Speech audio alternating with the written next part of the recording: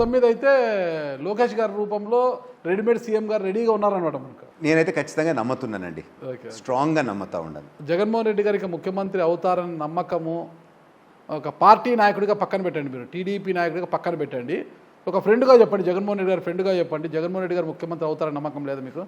మీకు మీకు దండం, ఫ్రెండ్ కాదు ఇప్పుడు. మీ ఫ్రెండ్ కాదా? అది క్లారిఫై చేయండి, ఫ్రెండ్ కాదు, అది పాత ఫ్రెండ్షిప్. ఆ పాత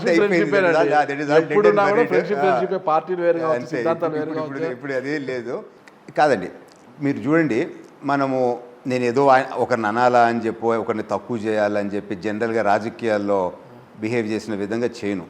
ఓ మాదిరిగా గౌరవంగా ఉండాలనే భావించేవాడిని. మీరు చూస్తే 2019 ఎలక్షన్లో ప్రతి ఇంటికి పోయి ప్రతి పాదయాత్రలో నాకు ఒక ఛాన్స్ ఇవ్వండి, నేను మీకు ఉంటాను, నేను మీది వింటాను అని చెప్పి ప్రజల్లో ఒక నమ్మకం, నేను విన్నాను అని ఒక నమ్మకం కుదిరిచ్చినాడు.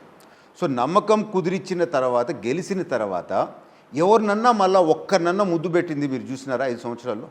అంటే సీఎం గారు కదండి, బిజీగా ఉంటారు కదా. ఒక్క ముద్దు 5 సంవత్సరాల్లో. మీరు ఎలక్షన్ ముందేమో ప్రతిరోజు కొన్ని, నాకు తెలియదు లెక్క, ఒక 50, 100, 200 ఎన్ని ముద్దులు పెట్టినాడో తెలియదు ప్రతిరోజు. అయిన తర్వాత ఒక్కరికన్నా పెట్టినాడా?